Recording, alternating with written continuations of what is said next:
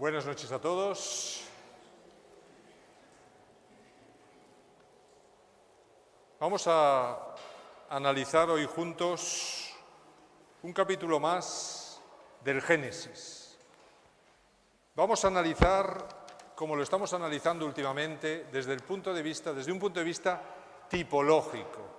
Es decir, estamos buscando en el libro del Génesis imágenes de la redención. Así es que todas las historias del Génesis estamos viendo cómo nos transmiten imágenes de la redención centradas en Cristo Jesús.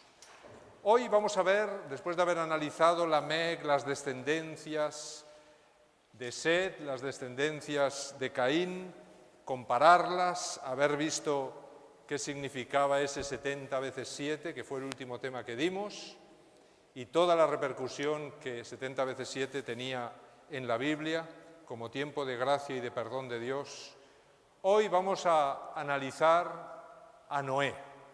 Vamos a ver la figura de Noé, la historia de Noé, qué representa respecto a la redención y especialmente a Jesús. Así es que vamos a analizar tipológicamente la figura de Noé respecto a Jesús, a su misión, a su obra salvífica. Noé significa «este nos hará descansar».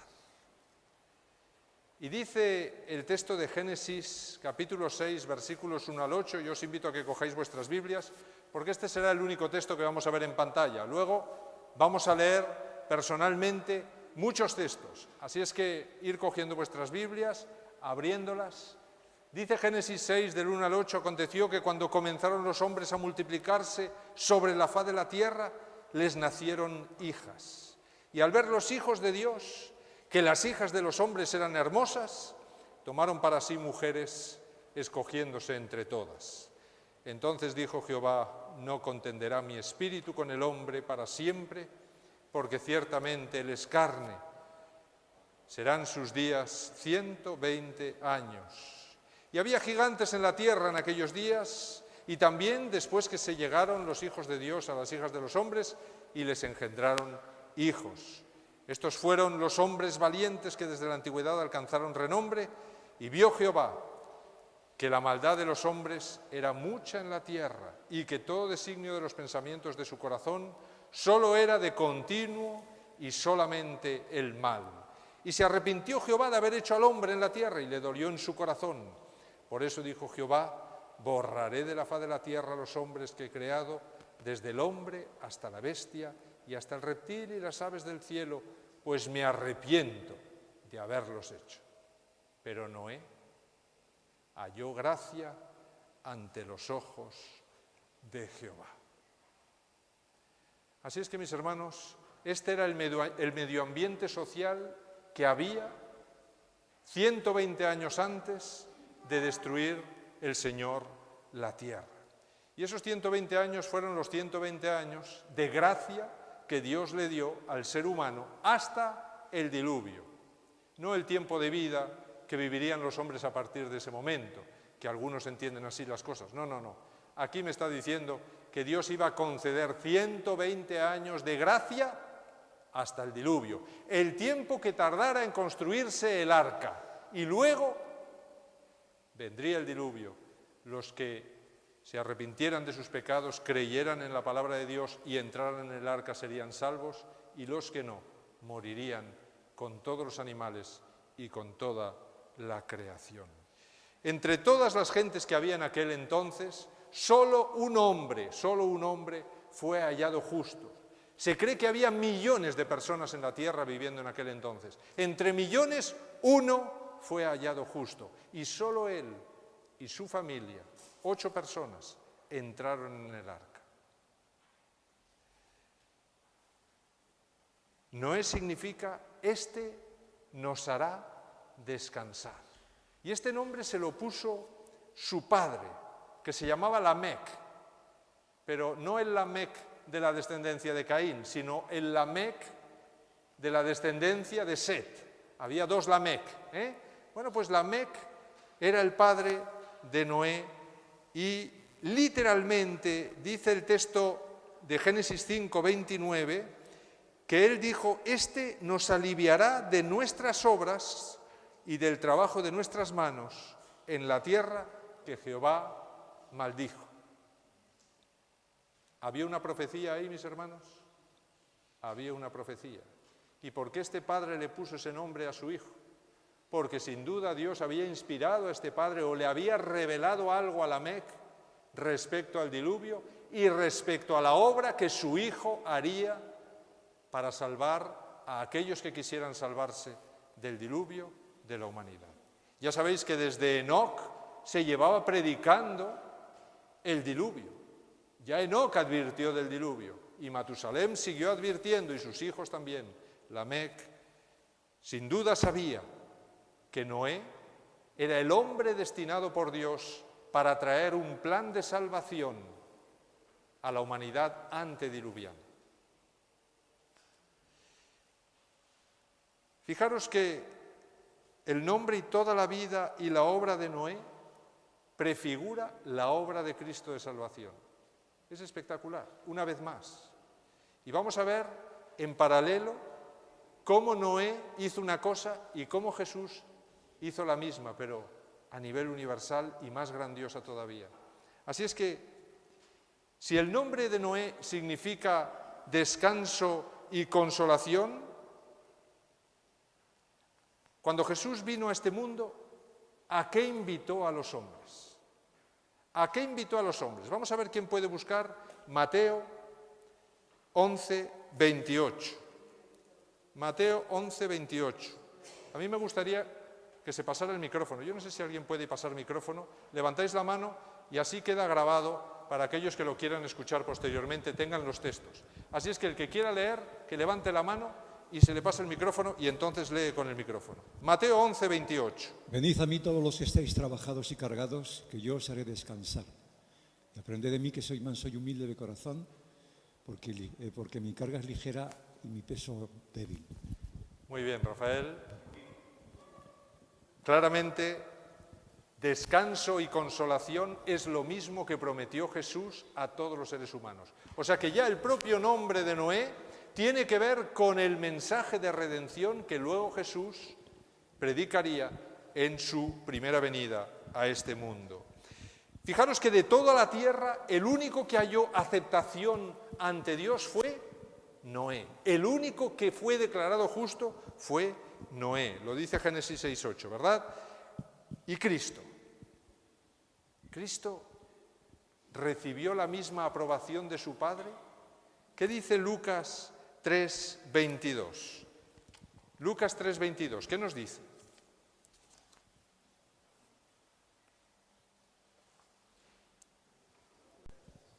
¿Qué dice Lucas 3:22? A ver, un momentito. Y descendió el Espíritu Santo sobre él en forma corporal, como paloma, y vino una voz del cielo que decía: Tú eres mi Hijo amado, en ti tengo complacencia. Tú eres mi Hijo amado y en ti tengo mi complacencia. Pero mis hermanos, a mí no me gustaría que esta noche solo se quedara en una especie de tándem o de tipología constante entre Noé y Jesús. A mí me gustaría que sacáramos aplicaciones personales. Y las aplicaciones personales de este tándem, ¿cuál sería? Si Noé fue hallado justo delante de Dios y fue aceptado por Dios y le encargó una misión, y vemos que esto es un tipo perfecto de Jesús, nosotros que vivimos al final de la historia de este mundo, justo antes del gran juicio final por fuego, mis hermanos, de la segunda venida, ¿estamos siendo hallados justos entre los millones y millones que viven en este mundo o no? Porque, ¿sabéis? Dice el Espíritu de Profecía que muchos ayudaron en la construcción del arca. Muchos, incluso hijos de Matusalem, dice, ayudaron en la construcción del arca. La pregunta es, ¿dónde están esos hijos de Matusalem? Si ayudaron en la construcción del arca, ¿dónde están? Porque Matusalem murió el mismo año del diluvio. Así es que, ¿dónde están los hijos de Matusalem? ¿Por qué no los encontramos en el arca? Porque no perseveraron hasta el final. Porque abandonaron. fueron justos durante un tiempo y luego abandonaron. Elena de White dice que muchos creyeron el mensaje al principio de Noé, cuando vieron la construcción de aquel barco gigantesco que estaba montando, y creyeron que aquel anciano tenía razón. Pero dice que era tal la cantidad de gente que no creía, tal la cantidad de burla que había en torno al mensaje de Noé, que lo declararon fanático. Y automáticamente muchos que sinceramente habían creído decidieron unirse poco a poco a la gran muchedumbre que se burlaba del gran juicio del diluvio que Noé estaba predicando. Así es que la pregunta es, ¿cómo voy a ser encontrado yo? Si Dios hoy mira la tierra, ¿en qué bando me encuentra, mis hermanos? ¿Me encuentra entre los que se burlan? ¿O me encuentra entre los que realmente están viviendo y preparándose para el gran proyecto final de salvación que Cristo tiene para este mundo? Noé fue justo entre sus contemporáneos, lo dice el versículo 9, un versículo muy rico este. Fue justo entre sus contemporáneos. ¿Y qué nos dice Isaías 53:9 de Cristo? Y alguien que busque Lucas 23:47, Isaías 53:9 y Lucas 23:47. Noé fue justo, ¿y Cristo? ¿Qué se dice de él? Isaías 53:9, Lucas 23:47. Levantad la mano, por favor, y se llevará el micrófono. A ver, ¿qué dice? Rápidamente. Dice, y se dispuso con los impíos su sepultura, mas con los ricos fue en su muerte, aunque nunca hizo maldad ni hubo engaño en su boca. Así es que nunca hizo maldad ni hubo engaño en su boca. ¿Qué dice Lucas 23:47?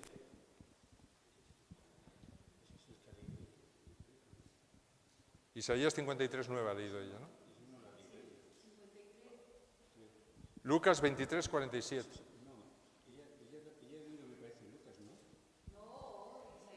Isaías ha leído.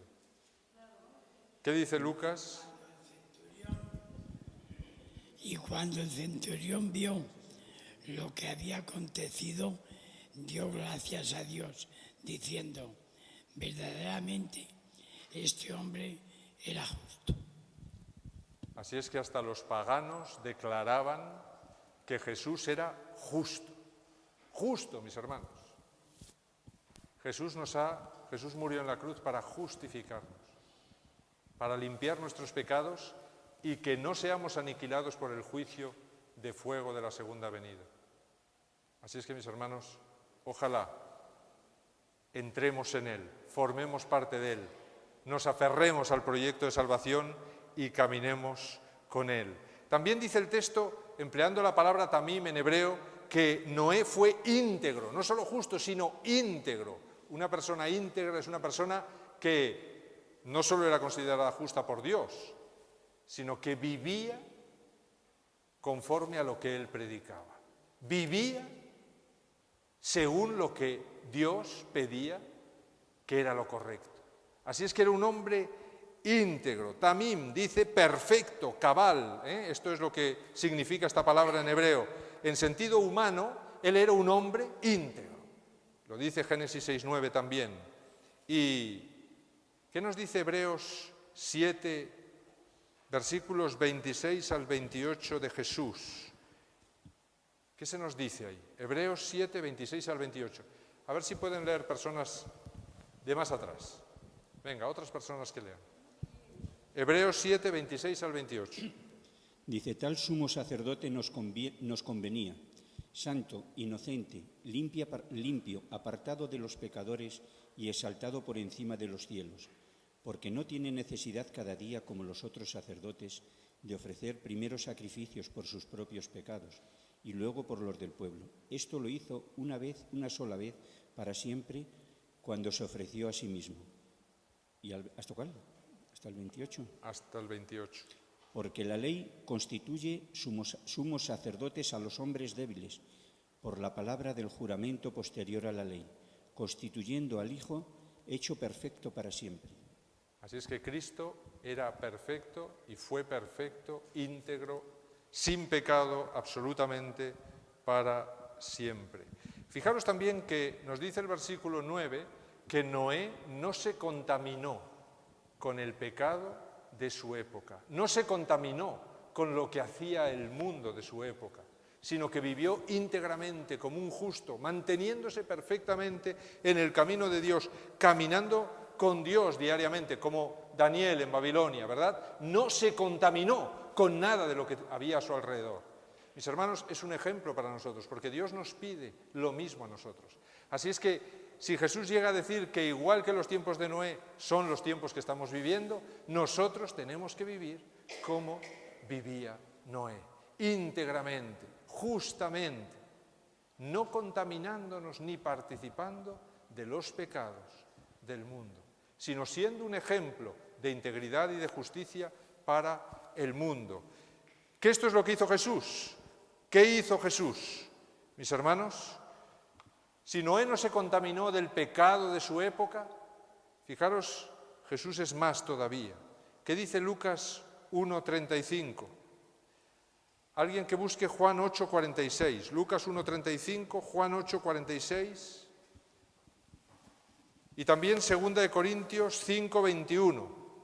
2 Corintios 5:21. Lucas 1:35, Juan 8:46 y 2 Corintios 5:21. Respondiendo, el ángel le dijo: el Espíritu Santo vendrá sobre ti, y el poder del Altísimo te cubrirá con su sombra, por lo cual también el santo ser que va a nacer será llamado Hijo de Dios. ¿Qué dice el texto? El santo ser que va a nacer de ti. Fijaros, Noé no se contaminó con el pecado de su época, pero esto no quiere decir que su naturaleza no fuese pecaminosa. Pero sin embargo aquí nos dice que Jesús, dentro del vientre de María, ya era santo. Es decir, no tenía naturaleza pecaminosa. Era sin pecado, mis hermanos. Así es que Jesús era absolutamente sin mancha y sin contaminación, como veremos luego un texto. ¿Qué dice Juan 8:46? Juan 8:46. ¿Quién tiene Juan 8:46?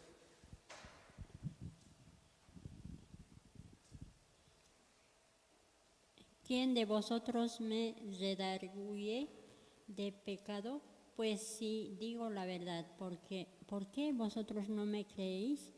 El que es de Dios, las palabras de Dios oye, por esto no las oís vosotros, porque no sois de Dios. Fijaros, qué texto. Dice, ¿quién me redarguye de pecado? Es decir, ¿quién es capaz de acusarme de algún pecado que haya cometido? No hay pecado en mí. Así es que, ¿por qué no me oís? Dice Jesús. No hay pecado en mí. ¿Qué dice 2 Corintios 5:21?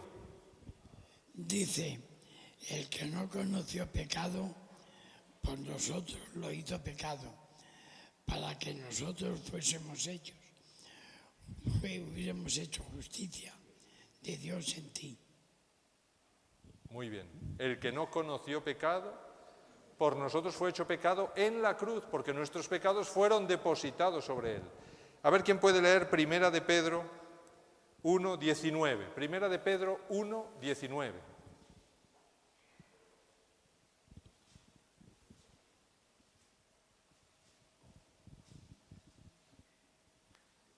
Este texto es clave para ver cómo Jesús, sino con la sangre preciosa de Cristo, como de un cordero sin mancha y sin contaminación.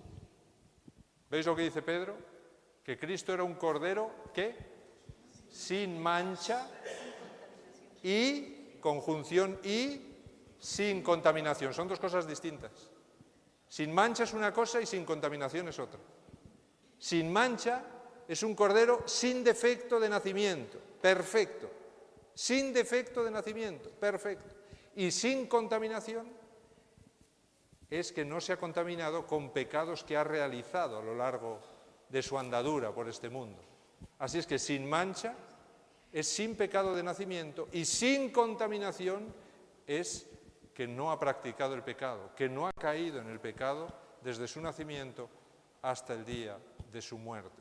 Así es que claramente por esto Jesús puede salvarnos, porque es sin mancha y sin contaminación. Si hubiese tenido mancha, mis hermanos, no podía ser presentado ese cordero en el altar de sacrificios. Si hubiese tenido contaminación de algún tipo, no podía presentarse en el altar de los sacrificios. Así es que Jesús tenía que ser sin pecado de nacimiento y, además, sin contaminación. Y yo lo digo muchas veces, y esto debería quedarnos claro, el pecado, mis hermanos, no es solo lo que yo hago, el pecado es lo que yo soy. Yo he nacido en pecado, toda la humanidad desde Adán ha nacido en pecado, y nuestra mente y nuestro cuerpo están degenerados por el pecado. Y de algo degenerado por el pecado no puede salir algo bueno, mis hermanos. Así es que lo bueno tiene que venir de fuera de nosotros, tiene que sernos puesto encima y tiene que haber un poder de fuera de nosotros que nos haga o nos posibilite el hacer obras correctas, porque de una mente enferma y de un cuerpo enfermo no puede salir algo bueno. Así es que solo por eso Jesús es el único que puede salvarnos, porque en Él no había ni mancha ni contaminación. En nosotros hay mancha y contaminación. Y Jesús nos tiene que librar de la mancha y de la contaminación. Por lo tanto, claramente, Noé no se contaminó del pecado de su época, y esto sí lo podemos evitar. Con la ayuda del Espíritu Santo y de Dios podemos evitar contaminarnos. Fijaros que es la palabra que Daniel emplea cuando entra en Babilonia y dice que decidió en su corazón no contaminarse. Él tenía mancha de nacimiento, por eso se encontraba 3 veces al día con Dios, para que esa naturaleza suya, que le creaba malas pasadas, pues pudiese ser limpiada constantemente. Pero él decidió en su corazón no contaminarse. Lo mismo decidió Noé, no contaminarse. Y Jesús fue sin mancha y sin contaminación, y fue el perfecto ejemplo y el perfecto Salvador, en el cual todos podemos encontrar la perfección. Dice Génesis 6:9 también que Noé caminó con Dios. Fijaros ese versículo 9, todo lo que tiene, Noé caminó con Dios. ¿Y qué significa caminar con Dios? A ver, pregunta, para que hablemos. ¿Cómo en la práctica podríamos decir qué es caminar con Dios? Porque a veces, como cristianos, empleamos palabras que repetimos y repetimos y a veces no pensamos lo que es. ¿Qué es caminar con Dios? Tener a Dios en nuestro pensamiento diario. Llevar una vida paralela o de acuerdo a los mandamientos y la ley de Dios. ¿Qué más? Hacer su santa voluntad. Muy bien. Es lo que la Biblia llama el proceso de la santificación. ¿Y sabéis cómo Elena de White define santificación en un párrafo muy breve? Y coincide con lo que habéis dicho. Ella dice que caminar con Dios, o la labor de santificación, que es lo mismo, es estar permanentemente de acuerdo con Dios. Estar permanentemente de acuerdo con Dios, dice Elena de White. Esto es caminar con Dios. Estar permanentemente de acuerdo con Dios. No con lo que yo quiero, sino con lo que Dios quiere. Como Jesús, que no se haga mi voluntad, sino la tuya, Señor. Aunque me gusta hacer esto, Señor, no lo voy a hacer porque sé que te voy a dañar a ti, me voy a dañar a mí, voy a dañar a los que tengo alrededor. Así es que no lo voy a hacer. Me niego a mí mismo, cargo mi cruz y camino con Dios. Esto es caminar con Dios. Pues dice que Noé caminó con Dios. Es decir, se negó a sí mismo, negó sus gustos, negó lo que su mancha, ¿verdad?, de pecado le invitaba a hacer. Se negó y caminó con Dios, haciendo únicamente aquello que a Dios agradaba. Y Cristo, mis hermanos, Cristo caminó con Dios, Cristo caminó con su Padre, Cristo hizo constantemente lo que a Dios le agradaba. Pues podemos ver textos que nos dicen que Cristo hizo en su juventud lo que a Dios le agradaba, que hizo en su ministerio lo que a Dios le agradaba y que hizo en su muerte lo que a Dios le agradaba. Vamos a ver en su juventud, Lucas 2:52. Alguien que busque Lucas 6:12 y luego Lucas 23:46. Lucas 2:52.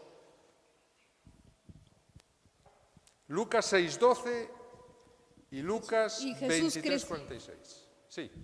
Y Jesús crecía en sabiduría y en estatura y en gracia para con Dios y los hombres. Así es que Jesús en su juventud, en su niñez, creció en sabiduría y gracia ante Dios y ante los hombres. Así es que se nos está diciendo ahí que Él fue perfecto durante su crecimiento, en su infancia y en su juventud. Y en su ministerio, Lucas 6:12, ¿qué dice? Podéis levantar la mano por atrás, no veo Biblias allá atrás. En esos días Jesús se fue al monte a orar y pasó la noche orando a Dios. ¿Qué has dicho? Lucas 6:12, ¿qué dice? Jesús se fue al monte a orar y pasó la noche orando a Dios. No es el texto que he buscado. No es el texto que he buscado. Bueno, el Lucas 23:46. Entonces Jesús, clamando a gran voz, dijo: Padre, en tus manos encomiendo mi espíritu. Y habiendo dicho esto, expiró. Así es que, mis hermanos, Cristo hizo constantemente la voluntad de Dios. Yo buscaba un texto que hay que dice: yo no hago mi voluntad sino la de mi Padre que está en los cielos. Vemos que Noé fue obediente, mis hermanos.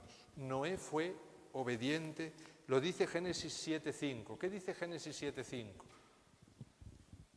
Génesis 7:5.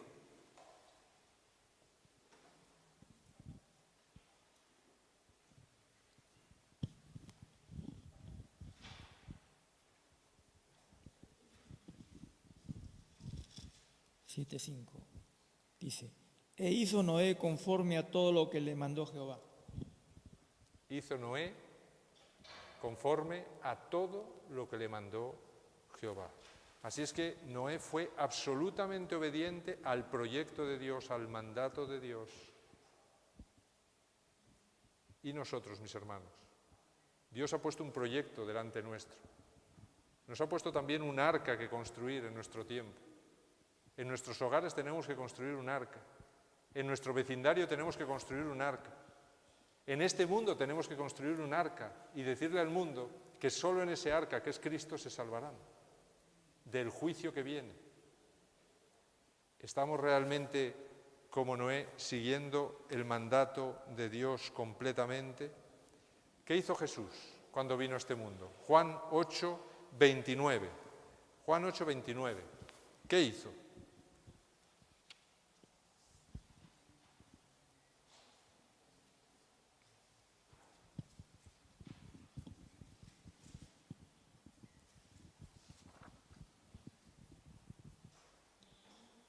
Porque el que me envió conmigo está.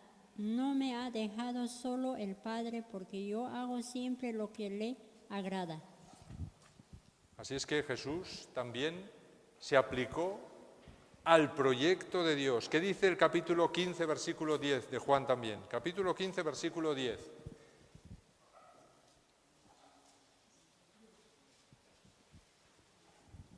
Si guardareis mis mandamientos, permaneceréis en mi amor, así como yo he guardado los mandamientos de mi Padre y permanezco en su amor. Así es que Jesús claramente nos dio ejemplo. Él guardó los mandamientos, se mantuvo fiel al proyecto de su Padre y nos invita a todos a que nos mantengamos absolutamente fieles al proyecto de Dios. Y mis hermanos, Noé fue salvo por guardar los mandamientos, caminar con Dios, ser estrictamente. ¿Por qué fue salvo Noé? ¿Fue salvo por las obras o por la fe? Fue salvo, mis hermanos, por la fe.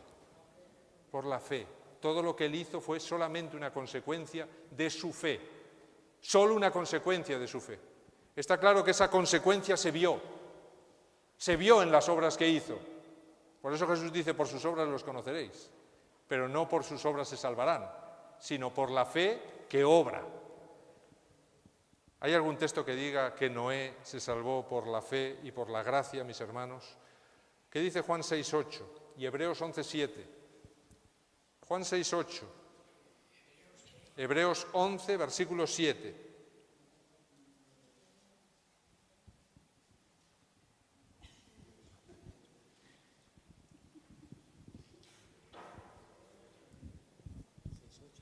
Juan 6, 8 y Hebreos 11, 7. Uno de sus discípulos, Andrés, hermano de Simón Pedro, le dijo. No, perdón.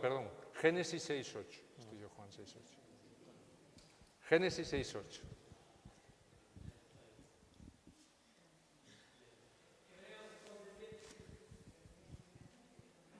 Ahí lo dice. Noé halló gracia ante los ojos de Jehová. ¿Qué dice Hebreos 11, 7?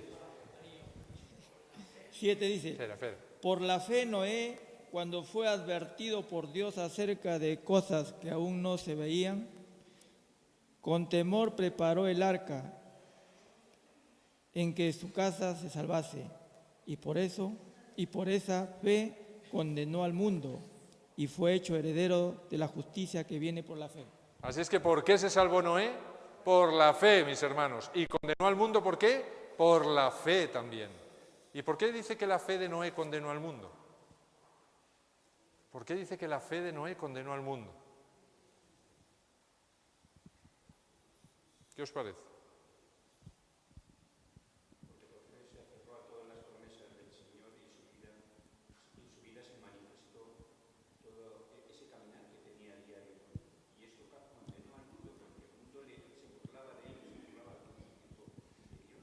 De alguna manera es así, pero es sencillo, mis hermanos.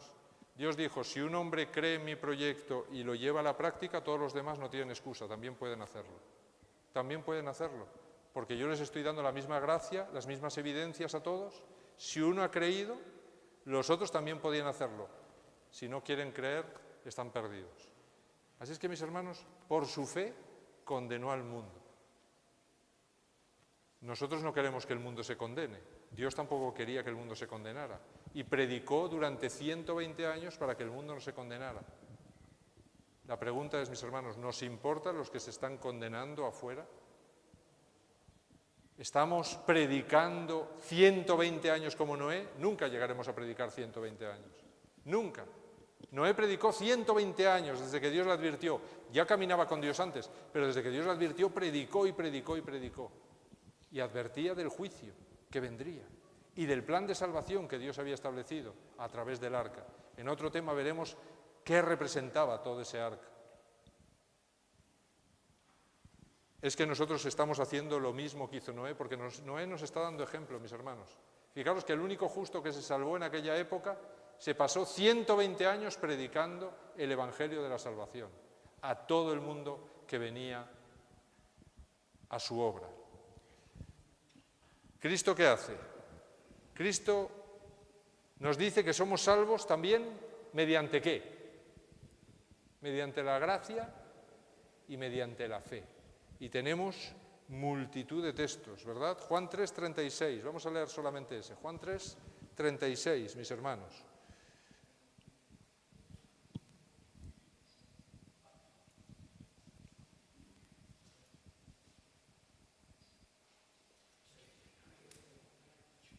Juan 3. El que cree en el Hijo tiene vida eterna, pero el que rehúsa creer en él, en el Hijo no verá la vida, sino que la ira de Dios está sobre él. Así es que el que cree en Jesús tiene vida eterna, el que no cree está condenado. Es así de sencillo. No nos salvamos por la fe y por las obras. Nos salvamos únicamente por la fe en Cristo. Las obras son una consecuencia natural de la fe que tenemos. Está claro que si no tengo obras quiere decir que mi fe es vana, no es una fe práctica, no es una fe que transforma mi vida, sino que es una fe teórica.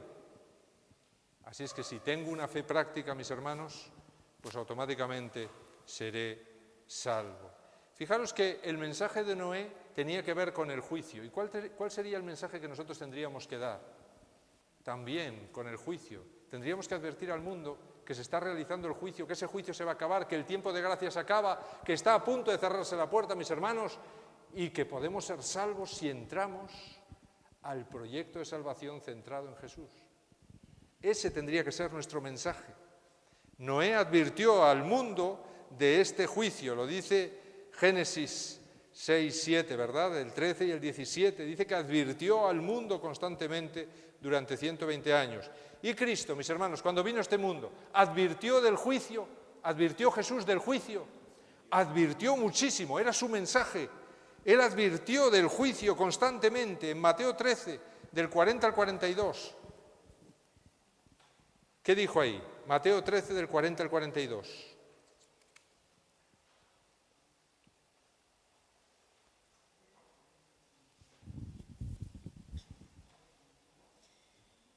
De manera que así como se arranca la cizaña y se quema en el fuego, así será en el fin de este mundo. Enviará el Hijo del Hombre a sus ángeles y recogerán de su reino a todos los que sirven de tropiezo y a los que hacen maldad, y los echarán en el horno de fuego. Allí será el lloro y el crujir de dientes. Este es uno de los cientos de textos que Jesús habló del juicio, habló del fuego, habló de su segunda venida, habló del final del tiempo de gracia, habló de las señales que precederían ese final del tiempo de gracia. Así es que claramente Jesús habló del juicio, porque la época en la que él vivió también estaba a punto de caer un juicio sobre el pueblo de Israel, que acabó con ese pueblo en una destrucción total. Pues de la misma manera ocurrirá al final. Y lo triste, mis hermanos, es que cuando Jesús predicaba sabía que casi todos los que estaban ahí iban a ser condenados en ese juicio. Muchos de los que tenía delante serían condenados en ese juicio. Pero él predicaba y predicaba y predicaba, intentaba que todos fueran salvos. Nuestra labor es predicar. Y luego el Espíritu Santo hará el resto y hará el trabajo. Y los que quieran serán salvos. Y los que no quieran, pues será su decisión. Fijaros que también Noé fue instruido por Dios en cuanto al plan de salvación para escapar del diluvio. Le instruyó de qué tenía que hacer exactamente para salvarse. Le dio los planos del arca, le dijo todas las medidas, las formas que tenía que tener, todo exactamente. Y Noé dice que lo hizo todo exactamente conforme a lo que Dios le había mandado. No lo vamos a leer, hay varios textos que lo dicen, pero claramente está así en Génesis 6 y en el 7 también. Dice que Noé hizo todo conforme a lo que Dios le había mandado. Y Cristo, mis hermanos, Cristo estableció un plan para escapar del juicio final, estableció un plan, y ese plan se amoldaba completamente al proyecto de Dios, a ese proyecto eterno de salvación. Había un plan establecido que Cristo siguió, que dice Juan 3:18, Juan 3:18 y Juan 5:24 también, Juan 3:18 y Juan 5:24. Fijaros ahí cómo Cristo nos dice cómo podemos escapar del juicio venidero. Juan 3:18. El que en él cree no es condenado, pero el que no cree ya ha sido condenado, porque no ha creído en el nombre del unigénito Hijo de Dios. Así es que fijaros que para escapar del juicio había que creer en Jesús. Así es que, mis hermanos, hay que entrar a formar parte de Jesús para escapar del juicio. ¿Qué dice Juan 5:24?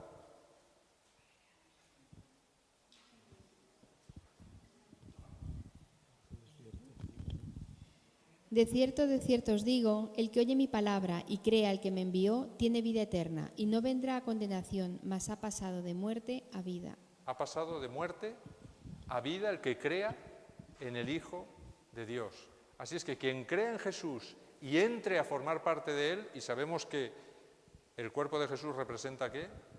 La Iglesia. La Iglesia, y Él es la cabeza de la Iglesia. Así es que, ¿qué nos está diciendo esto, mis hermanos, si lo ponemos en paralelo?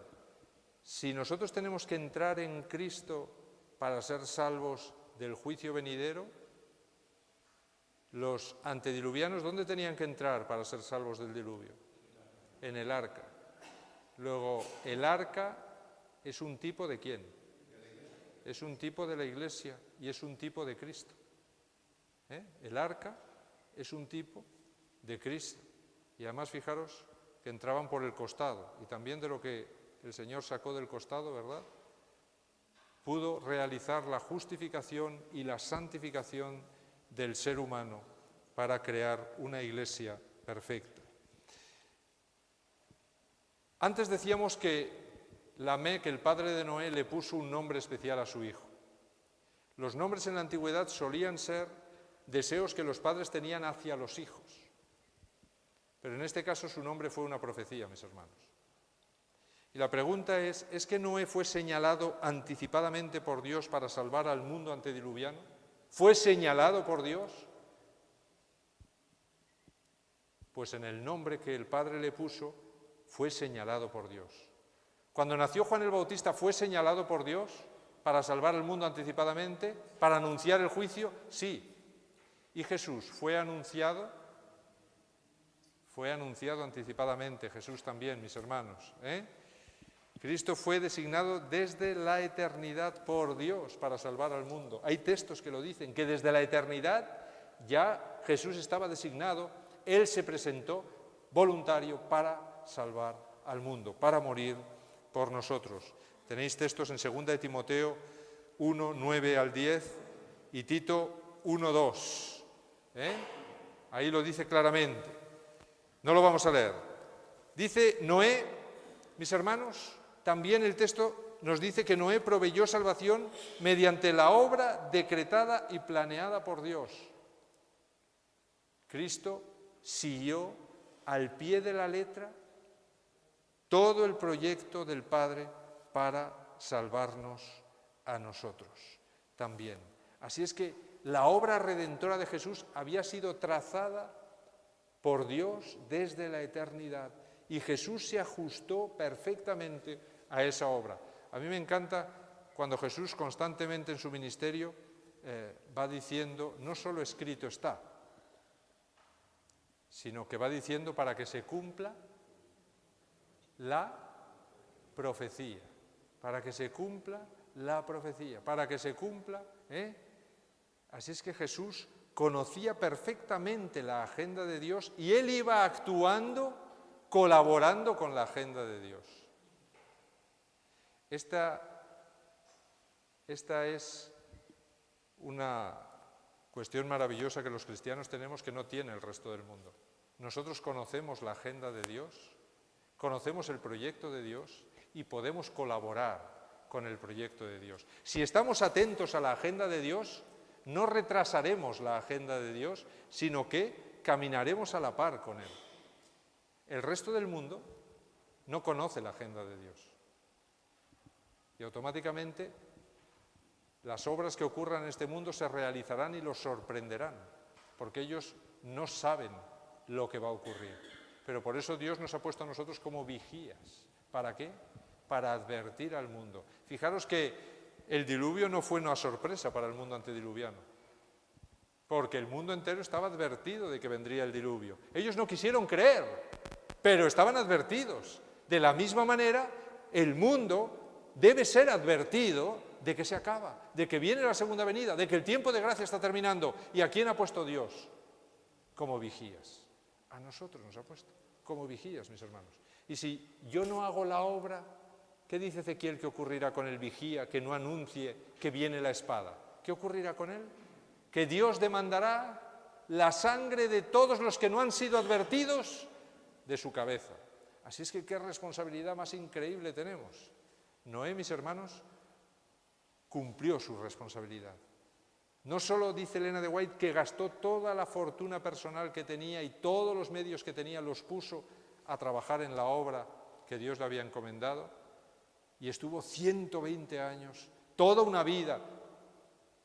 Ningún ser humano hoy, en nuestra época, vive ese tiempo. Así es que Dios con eso nos está diciendo, mira, en el tiempo del fin, toda tu vida, desde que me conozcas, tendrás que anunciar a los demás el proyecto que yo he establecido desde la eternidad para salvar al ser humano. Y si no lo haces, serás un vigía inútil, serás un vigía que no ha cumplido su cometido y yo demandaré de tu cabeza la sangre de aquellos que han muerto, porque tú no predicaste la salvación. Así es que claramente Jesús, toda su vida, predicó ese proyecto que Dios había establecido. Fijaros que el mensaje y la salvación ofrecida por Noé fue aceptada por ¿cuántos? Por muy pocos. ¿Y la que ofreció Jesús por cuántos fue aceptada? Por muy pocos también, mis hermanos. Vamos a leer un texto. Fijaros lo que dice Mateo 7:14. Mateo 7:14 dice algo respecto a los que aceptaban o no aceptaban el mensaje de Jesús. Mateo 7:14, ¿qué dice? Porque estrecha es la puerta y ancho el camino que lleva a la vida, y pocos son los que la hallan. Así es que Jesús profetizó que pocos hallarían la puerta estrecha. Y cuando he dado el tema del santuario expliqué lo que era la puerta estrecha y dónde estaba la puerta estrecha. Y justamente el problema está en la santificación, mis hermanos. La santificación tiene el problema.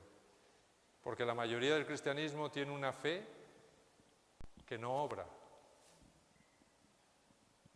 que es la misma fe que tiene Satanás. También tiene una fe que no obra. No produce transformación en las vidas. Así es que claramente la puerta estrecha indica que sí, muchos van a la cruz, muchos dicen que son cristianos, muchos entran por esa puerta ancha del atrio hasta el altar, pero ¿cuántos dejan que Jesús les revista del lino blanco, del sacerdocio, y entran por la puerta estrecha del lugar santo? Muy pocos, muy pocos. Igual que pocos entraron por la puerta del arca, 8 personas de millones entraron por la puerta del arca, muy pocos, dice Jesús, entrarán por la puerta estrecha de la salvación. Fijaros lo que dice Lucas 17, del 26 al 30. ¿Qué dice? Lucas 17, del 26 al 30.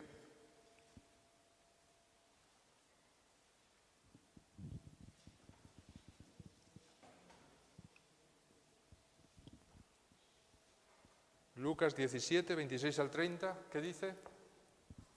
Como fue en los días de Noé, así también será en los días del Hijo del Hombre. Comían, bebían, se casaban y se daban en casamiento, hasta el día en que entró Noé en el arca y vino el diluvio y los destruyó a todos. Asimismo, como sucedió en los días de Lot, comían, bebían, compraban, vendían, planteaban, edificaban. Mas el día en que Lot salió de Sodoma, llovió del cielo fuego y azufre y los destruyó a todos. Así será el día en que el Hijo del Hombre se manifieste. Así es que, igual que en la época de Noé, así será la segunda venida. Muy pocos, mis hermanos, creerán en el mensaje. Muy pocos. Muy pocos serán salvos comparado con la enorme cantidad de la humanidad. Finalmente, mis hermanos, estamos terminando.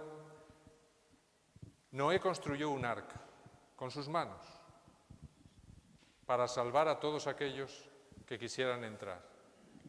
¿Y Cristo qué construyó? Una iglesia, sí, una iglesia. Construyó una iglesia, mis hermanos, para dar el mensaje. Pero a mí me gusta un texto que dice Pablo en Hebreos 9:11, ahí dice algo muy interesante. Hebreos 9:11. Si el arca fue construida por manos humanas, hay algo que no fue construido por manos humanas y fue construido por Cristo en el cielo. ¿Qué fue construido por Cristo en el cielo? Hebreos 9:11. Pero Cristo ya vino y ahora es el sumo sacerdote donde tiene definitivo. El santuario donde él ministra es más grande y más perfecto. Y no es hecho por mano de hombre, es decir, no es de este mundo. Así es que Cristo en el cielo construyó un santuario desde la eternidad, mis hermanos, que estaba preparado para salvar al hombre del juicio que vendría. Y copia de eso se hizo el arca de Noé y se hizo también el santuario en la época del Éxodo para representar ya más detalladamente todavía cómo iban a ser las distintas fases del plan de salvación a lo largo de la historia. Así es que claramente, Cristo, ese santuario que no había sido construido por manos humanas, igual que el arca o el tabernáculo o el templo de Salomón, de lo cual eran copia todas, Cristo construyó el original, el que está en el cielo. Y Él camina por en medio de ese santuario. Finalmente se le dijo a Noé que almacenara en el arca alimentos, mis hermanos. Y esos alimentos dieron alimento durante un año entero que duró el diluvio. Un año entero duró el diluvio. Al menos las aguas sobre la tierra. Las aguas cayeron durante 40 días y 40 noches, pero luego las aguas se mantuvieron encima de la tierra un año entero, mis hermanos. Y durante un año entero hubo alimento en ese arca para todos los animales y todos los hombres. ¿Y qué nos dice Jesús? Si el arca representa a Jesús, ¿qué dice Jesús en su ministerio que era Él? Juan 6:35. Juan 6:35. ¿Qué dice Jesús que es Él? ¿Qué dice?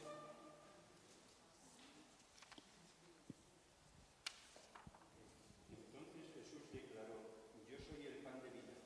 El que viene a mí nunca tendrá hambre. El que cree en mí no tendrá sed.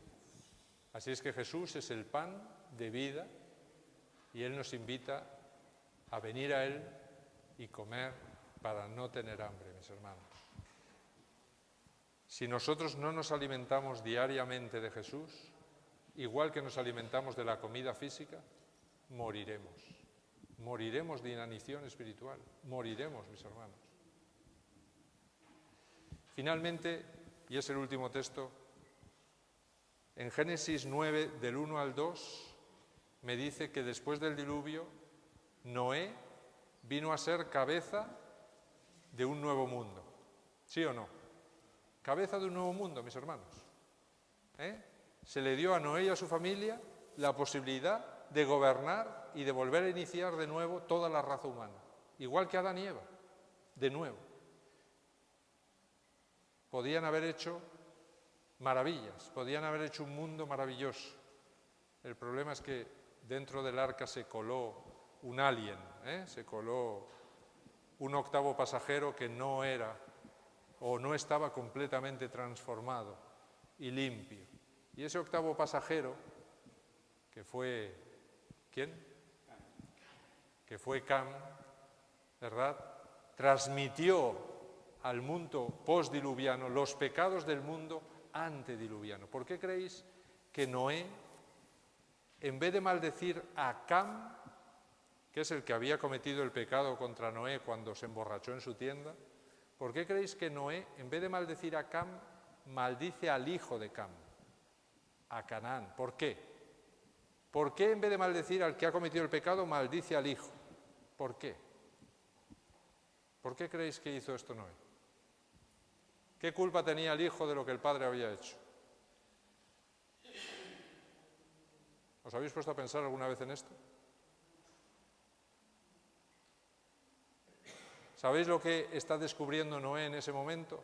Está descubriendo que en su barco se ha colado un alien, es decir, se ha colado un enemigo.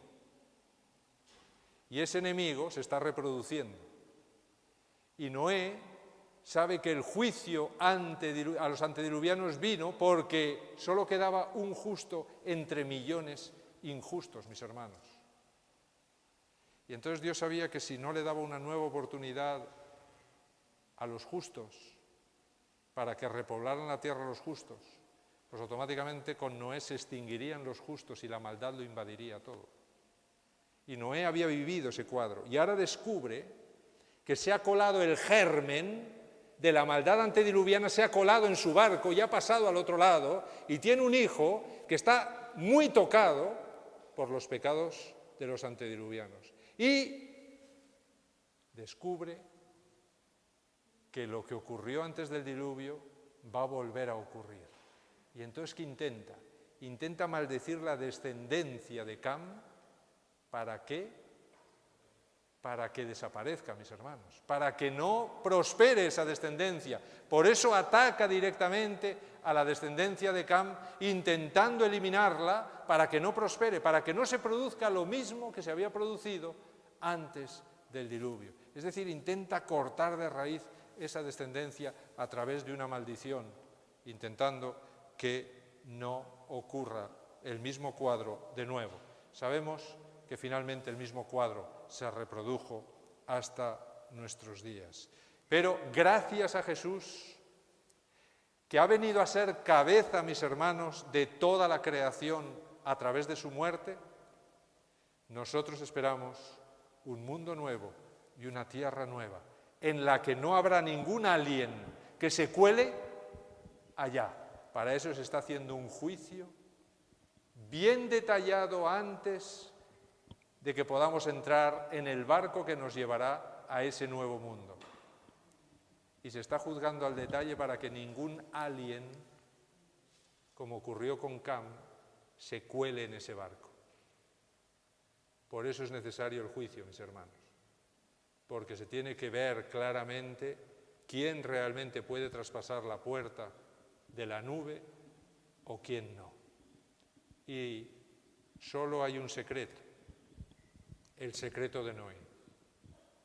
Era justo, era íntegro y decidió no contaminarse con nada de lo que había en el mundo antediluviano, y caminó Noé con Dios e hizo detalladamente toda la obra que Dios le pidió que hiciera.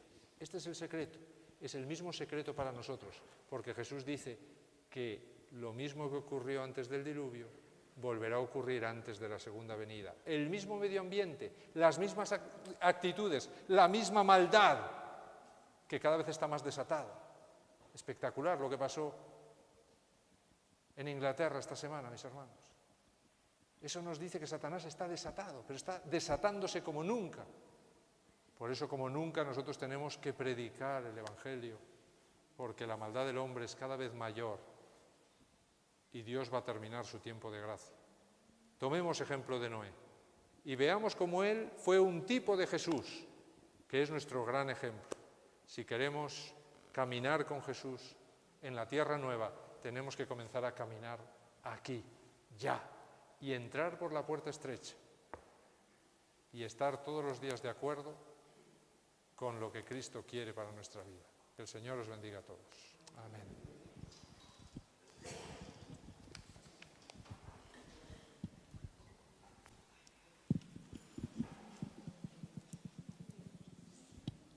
Bueno, vamos a terminar y vamos a hacerlo cantando todos juntos un himno muy conocido, que es el himno Con sin igual amor, Cristo me ama.